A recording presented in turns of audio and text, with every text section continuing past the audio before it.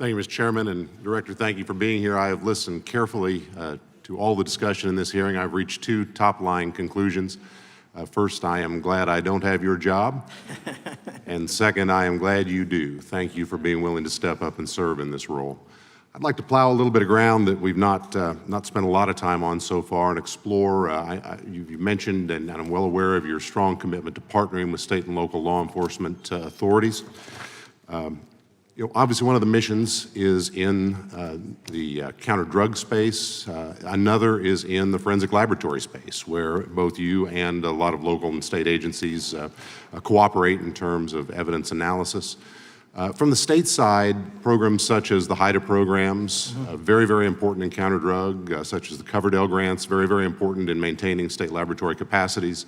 Would I be correct in concluding that if we are able to maintain robust funding for those types of programs, including both Coverdell and HIDA, that would contribute to the safety of the United States and to your mission? Absolutely.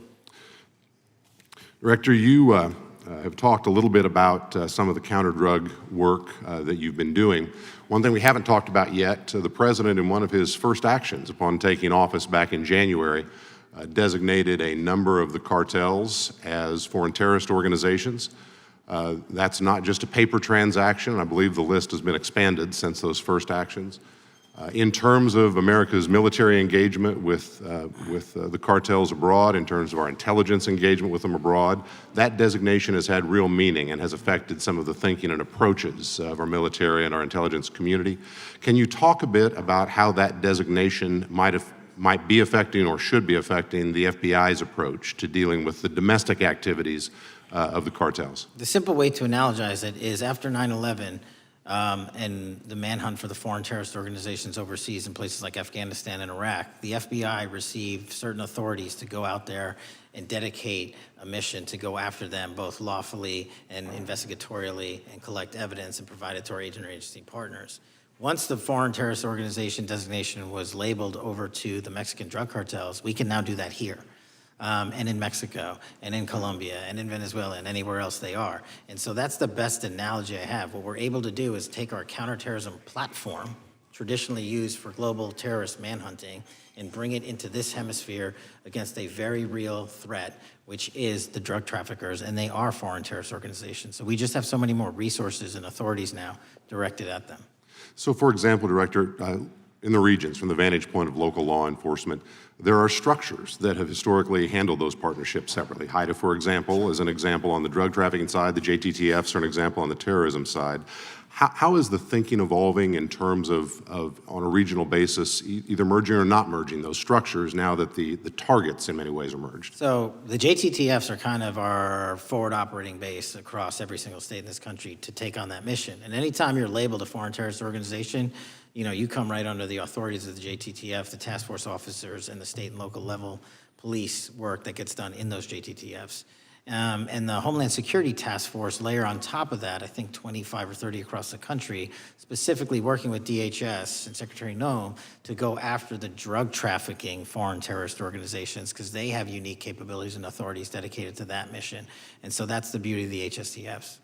Let me ask you an adjacent question, Director. I noticed in your written testimony, I don't think we've talked about it yet, you brought to our attention an expiring authority. It's in 6 U.S.C. 124N with respect to counter-UAS drones.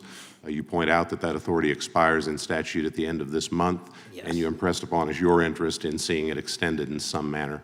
Can you talk a little bit about the FBI's role in counter-UAS work over American airspace? I represent a district that's going to host some of the FIFA World Cup activities coming up. We're obviously very interested in security, and there are limits on what our state and local authorities have the capacity to do or what our military has the capacity to do once the threat is domestic. So it's critically important.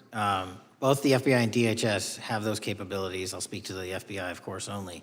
And you raised the World Cup, and that's exactly what we need it for. The Club World Cup, which just happened, was 32 games in at least a dozen different cities across the country, the largest sporting events consecutively in American history. And we used our counter-drone capabilities to not only inspect and secure stadium locations, but where fans were hovering and we call base camps. And thankfully, because of the success of the FBI and DHS, we had no significant security incidences.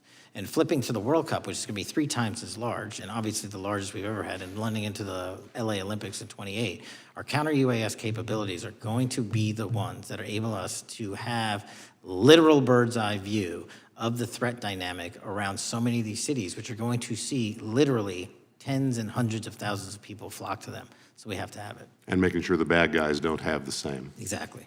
Very good. I yield back and thank you.